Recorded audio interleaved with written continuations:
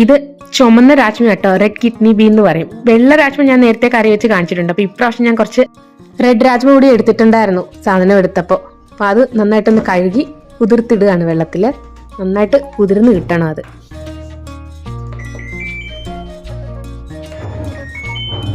രാവിലെ തന്നെ കുറച്ച് തുണി കഴുകാൻ ഇട്ടിട്ടുണ്ട്.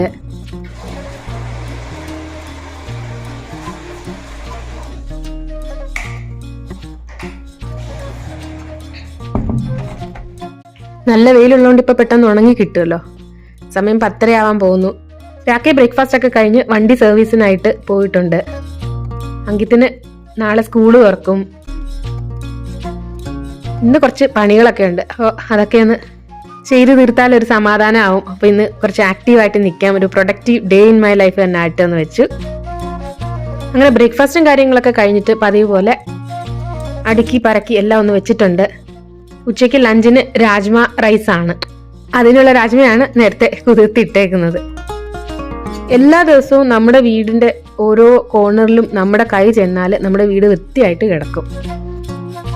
എന്തെങ്കിലും ഒരു ദിവസം മടിച്ചാൽ പിറ്റേ ദിവസം അത് ഇരട്ടിയായിട്ട് നമുക്ക് ചെയ്യേണ്ട ഒരു ഫീലിംഗ് വരും. അത് എനിക്കങ്ങനെ വരാറുണ്ട്. കുറച്ച് പാത്രം കഴുകാനുണ്ടായിരുന്നു, അതും പെട്ടെന്ന് അങ്ങ് കഴുകിയിടാന്ന് വെച്ചിട്ട് കയറിയിട്ടുണ്ട്. നമ്മുടെ വിന്റർ സീസൺ കഴിഞ്ഞല്ലോ, അപ്പോൾ തണുപ്പിന്റെ തുണികളെല്ലാം ഞാനൊന്ന് മെഷീനിൽ പെട്ടെന്നൊന്ന് അടിച്ചെടുത്തിട്ടുണ്ട്. നല്ല വെയിലൊക്കെ കൊള്ളിച്ച് ഉണക്കി ഇട്ടിട്ടുണ്ട്. അങ്കിത്തിന്റെ ഈ വർഷത്തെ തണുപ്പ് കാലത്തെ യൂണിഫോമും അല്ലാതുള്ള കുറച്ച് ഞങ്ങളുടെ എല്ലാം സ്വെറ്റേഴ്സും കാര്യങ്ങളും ഒക്കെ ഒന്ന് കഴുകി നന്നായിട്ട് വെയിൽ കൊള്ളിച്ച് ഉണക്കിയിട്ടിട്ടുണ്ട്. അതൊക്കെ മടക്കി നമുക്ക് ഡ്രോയിൽ വെച്ച് കഴിഞ്ഞാൽ ഇനി അടുത്ത നവംബർ അപ്പോഴാണല്ലോ തണുപ്പ് സ്റ്റാർട്ട് ചെയ്യുന്നത്. ആ സമയത്ത് ഒന്നും കൂടെ ഇതുപോലെ ഒന്ന് നനച്ച് വെയിൽ കൊള്ളിച്ചിട്ടാൽ അടുത്ത വർഷത്തേക്കുള്ള തണുപ്പിന്റെ ഡ്രസ്സുകളെല്ലാം സെറ്റായിരിക്കും. ഇതേണ്ട ഒരു ബാണ്ടക്കെട്ട് പോലെ ഇവിടെ കെട്ടി വെച്ചേക്കുന്നത് നമ്മുടെ തേക്കാൻ കൊടുക്കുന്ന തുണിയാണ്. ഇതുപോലെ ബെഡ്ഷീറ്റിൽ കെട്ടിയാണ് ഞാൻ കൊടുക്കുന്നത്. 2 എണ്ണം ഇതുപോലെ വെച്ചിട്ടുണ്ട്, മാറിയും തിരിഞ്ഞ് അത് കൊടുക്കും. ഇതേണ്ട മല പോലെ കിടക്കുന്ന നമ്മുടെ സ്വെറ്റർ, അതായത് നമ്മുടെ തണുപ്പ് കാലത്ത് ഉപയോഗിച്ച അങ്കിത്തിന്റെ യൂണിഫോമും അല്ലാതുള്ള സ്വെറ്റേഴ്സും കാര്യങ്ങളും ഒക്കെയാ.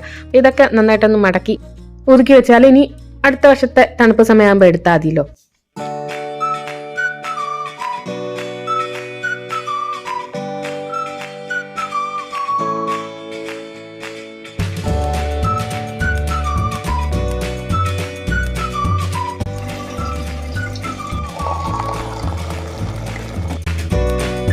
നമ്മുടെ ചെടികൾക്കൊക്കെ വെള്ളം കൊടുക്കണം. കാരണം നമ്മളെപ്പോലെ തന്നെ അതിനും ചൂടല്ലേ.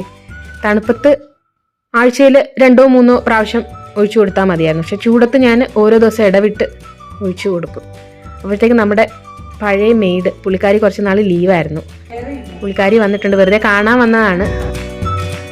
കുറച്ചു നേരം പുള്ളിക്കാരിയായിട്ട് സംസാരിച്ചിട്ട് നമ്മുടെ തുണി വിരിക്കാനുണ്ടായിരുന്നു. നമ്മുടെ മെഷീനിൽ നനച്ചിട്ടില്ലേ, അത് പെട്ടെന്ന് അങ്ങ് വിരിച്ചെടുക്കാം. എന്നിട്ട് പിന്നെ ലഞ്ച് ഉണ്ടാക്കാനായിട്ട് കയറാം.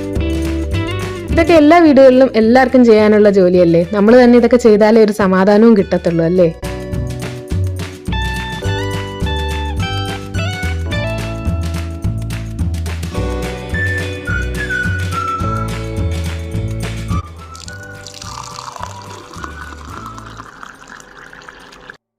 ഒരു ചായ ഇട്ടു.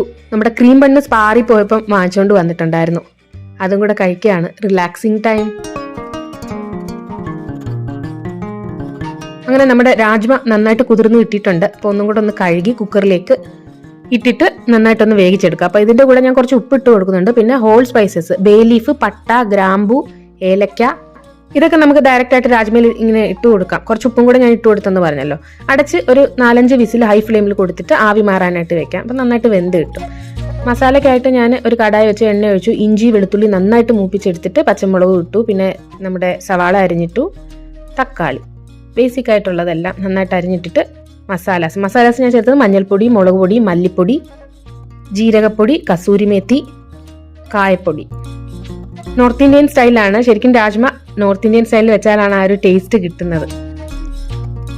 നമ്മുടെ രാജ്മ നന്നായിട്ട് വെന്ത് കിട്ടിയിട്ടുണ്ട്. ഇനി ഈ ഉണ്ടാക്കി വെച്ചിരിക്കുന്ന കൂട്ട് അതിലേക്കും കുറച്ച് ഉപ്പിട്ട് കൊടുത്തിട്ടുണ്ട്. അത് ഇതിലേക്ക് ചേർത്തിട്ട് നന്നായിട്ട് മിക്സ് ചെയ്ത് കൊടുക്കുക. ആവശ്യത്തിന് വെള്ളം ഒഴിച്ച് ഉപ്പൊക്കെ നോക്കിയിട്ട് അടച്ച് വെച്ച് വീണ്ടും ഹൈ ഫ്ലെയിമിൽ ഒരു 3 വിസിലും കൂടെ കൊടുത്ത് വീണ്ടും ആവി മാറി തുറന്ന് നോക്കിയിട്ട് വേണമെങ്കിൽ ഗ്രേവി വേണ്ടാന്നുണ്ടെങ്കിൽ ഒന്ന് കുറുക്കിയെടുക്കാം, അല്ലെങ്കിൽ ആവശ്യത്തിന് ഗ്രേവി സെറ്റ് ചെയ്തെടുക്കാം. കൂടെ ചോറാണ്, ബാസ്മതി ചോറാണ് ശരിക്കും രാജ്മയുടെ കൂടെ ഏറ്റവും ടേസ്റ്റ്. ഞാൻ കുറച്ച് ബാസ്മതി ഇട്ടിട്ടുണ്ട്. നമ്മുടെ രാജ്മ കറി റെഡി ആയിട്ടുണ്ട്.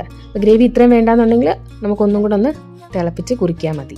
ചോറിൻ്റെ കൂടെ കുറച്ച് നമുക്ക് ഗ്രേവി വേണമല്ലോ.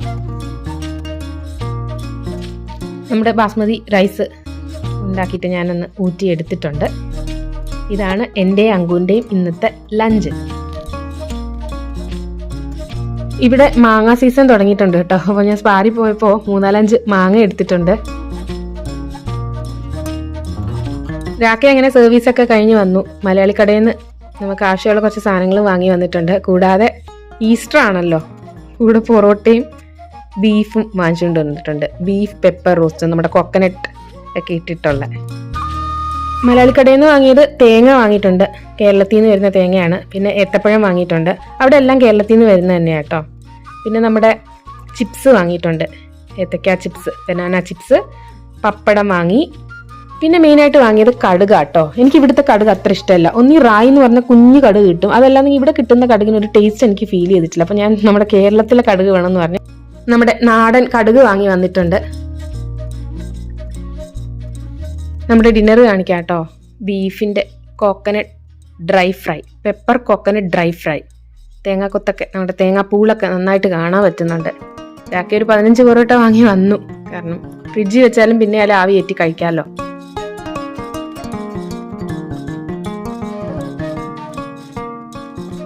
തേങ്ങാപ്പൂളിട്ട നമ്മുടെ ബീഫ് ഡ്രൈ ഫ്രൈ.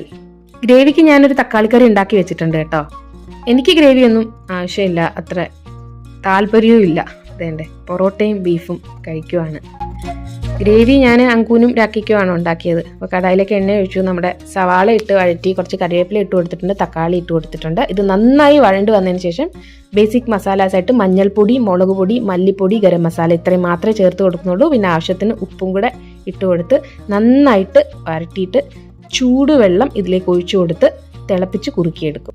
അപ്പോൾ ഒരാക്കെ വിളിച്ച് പറഞ്ഞിട്ടുണ്ടായിരുന്നു ഞാൻ പൊറോട്ടയും ബീഫും വാങ്ങി വന്നിട്ടുണ്ടെന്ന്. അപ്പോൾ ഗ്രേവി അതിനകത്ത് എന്തായാലും ഇവർക്കും വേണമെന്ന് വിചാരിച്ച് ഞാനൊരു പെട്ടെന്ന് കറി ഉണ്ടാക്കി എടുത്തത്. നല്ല ടേസ്റ്റായി ഗ്രേവി, ഇവർക്ക് രണ്ടുപേർക്കും ഇഷ്ടവുമാണ് പൊറോട്ടയോടെ കഴിക്കാനായിട്ട്.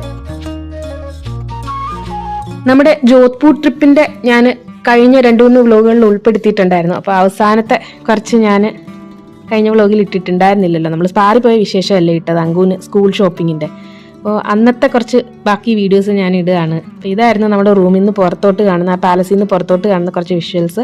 അങ്കിത്ത് ആ ബെഡിൽ കിടന്ന് ഒറ്റയ്ക്ക് കുത്തിമറിയുക, അവനിങ്ങനെയൊക്കെയുള്ള കാര്യങ്ങളൊക്കെയാണ്. ഇവിടെ അങ്ങനെയൊക്കെ തന്നെയാണ്. പിന്നെ ഞങ്ങൾ പുറത്തോട്ടൊന്ന് നടക്കാമെന്ന് വെച്ചിട്ട് ഇറങ്ങി. ഇതൊക്കെ അവിടുത്തെ നല്ല വിഷ്വൽസ് ആയിരുന്നു കേട്ടോ. നല്ല രസമുള്ളൊരു പാലസ് ആയിരുന്നു. എന്തോ ഒരു പ്രത്യേക ഒരു പോസിറ്റീവ് ഫീലിംഗ് തരുമായിരുന്നു. തിരക്കേ ഉണ്ടായിരുന്നില്ല, അത് നമുക്ക് കൂടുതലും നല്ലതല്ലേ. നമ്മൾ എവിടെയെങ്കിലും ടൂറൊക്കെ പോകുമ്പോൾ ഒത്തിരി തിരക്കൊക്കെ ഉണ്ടെങ്കിൽ നമുക്ക് ആകെ ഒരു വീർപ്പുമുട്ടൽ പോലെ. ഇതിപ്പോൾ തിരക്കൊന്നുമില്ല, നമുക്ക് നമ്മുടേതായ രീതിയിൽ റിലാക്സ് ചെയ്ത് നടക്കുമ്പോൾ ഒരു പ്രത്യേക മനസ്സിന് സന്തോഷം കിട്ടത്തില്ലേ. അപ്പോൾ ആ ഒരു സന്തോഷം അവിടെ ചെന്നപ്പോൾ ഞങ്ങൾക്ക് കിട്ടി.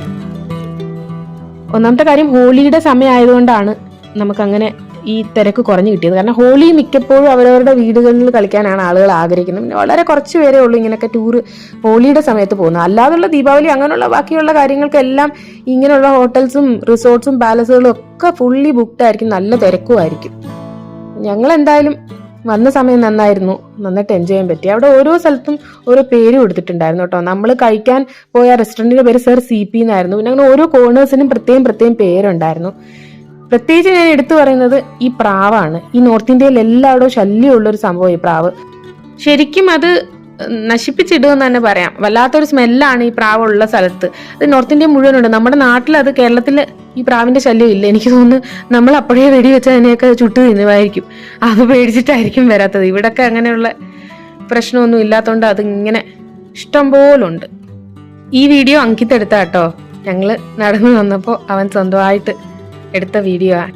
അവന് തോന്നുവാണെങ്കിൽ അവൻ നല്ല രീതിയിൽ വീഡിയോ എടുത്തു തരും. നമ്മൾ പറഞ്ഞാൽ ചില സമയത്ത് വലിയ ഗമയായിരിക്കും. സ്വന്തമായിട്ട് തോന്നി എടുക്കുവാണെങ്കിൽ നന്നായിട്ട് എടുത്തു തരും.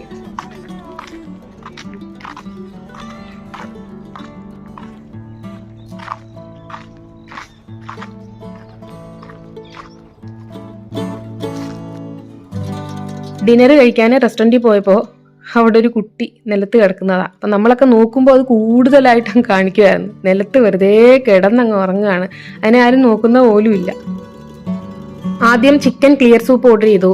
പിന്നെ പപ്പടവും മീൻ ചട്നിയൊക്കെ എപ്പോഴും നമ്മുടെ ടേബിളിൽ കൊണ്ടുവെക്കുന്ന സംഭവമാണല്ലോ ഈ നോർത്ത് ഇന്ത്യൻ സൈഡിലോട്ട് വരുമ്പോൾ. ചിക്കൻ്റെ ക്ലിയർ സൂപ്പായിരുന്നു. പ്രത്യേകിച്ച് ഉപ്പിടേണ്ടി വന്നില്ല, കുറച്ച് ഉപ്പ് ഉണ്ടായിരുന്നു. കുറച്ച് പെപ്പർ മാത്രം ഇട്ടിട്ടാണ് ഞാൻ കുടിച്ചത്. അങ്കിത്ത് ഓർഡർ ചെയ്തത് ഒരു ബർഗറാണ്, ചിക്കൻ ബർഗറും പിന്നെ ഫ്രഞ്ച് ഫ്രൈസും. കൂടാതെ എനിക്കും രാഖിക്കും പനീർ ടിക്ക ഓർഡർ ചെയ്തു. അത് അവിടുത്തെ സ്പെഷ്യാലിറ്റി ആയിരുന്നു, ആ റെസ്റ്റോറൻറ്റ്, അതായത് നമ്മൾ നിന്ന ആ സ്ഥലത്തെ സ്പെഷ്യാലിറ്റി ആയിരുന്നു. പിന്നെ ചീസ് കേക്ക് ഓർഡർ ചെയ്തു. അങ്കിത്താണ് ചീസ് കേക്ക് ഓർഡർ ചെയ്തത്, ബ്ലൂബെറി ചീസ് കേക്ക് ആയിരുന്നു. എനിക്ക് ബ്ലൂബെറിയുടെ ഫ്ലേവർ ഇഷ്ടമില്ല, ഞാൻ ഇങ്ങനെയുള്ള സാധനങ്ങൾ കഴിക്കാറുമില്ല. അപ്പോൾ അത് ടേസ്റ്റ് കൊണ്ട് രാഖിയെ ഒരെണ്ണം കൂടെ ഓർഡർ ചെയ്തു. എനിക്ക് ഡെസേർട്ട്സ് ഗുലാബ് ജാമുനൊക്കെ ആണെങ്കിൽ പിന്നെയും കഴിക്കും. എനിക്ക് ചീസ് കേക്ക് ഒന്നും അത്ര ഇഷ്ടമില്ല. നമ്മുടെ തന്തൂരിയും ഒക്കെ ഉണ്ടാക്കുന്ന സ്ഥലമാണ്. പിന്നെ അല്ലാതെ രാജസ്ഥാനി ടൈപ്പിൽ എന്തൊക്കെയോ പാട്ട് പാടുന്ന ആളുകളൊക്കെ ഉണ്ടായിരുന്നു. ഹോളിയുടെ അന്ന് പൂർണ്ണേന്ദ്രനായിരുന്നു. അന്ന് ലൂണാർ എക്ലിപ്സ്, നമ്മുടെ ചന്ദ്രഗ്രഹണവും കൂടെ ഉണ്ടായിരുന്നു. പക്ഷേ ഇന്ത്യയിലെ വിസിബിൾ അല്ല, US, കാനഡ അങ്ങനെയുള്ള ഏരിയയില്ല, നമ്മുടെ പകൽ സമയത്തായിരുന്നു. ഇന്നത്തെ വീഡിയോ ഇവിടെ വെച്ച് വൈൻഡപ്പ് ചെയ്യാണ് കേട്ടോ. മറ്റൊരു നല്ല വീഡിയോ ആയിട്ട് കാണുന്നത് വരെ എല്ലാവർക്കും thank you so much. Bye bye.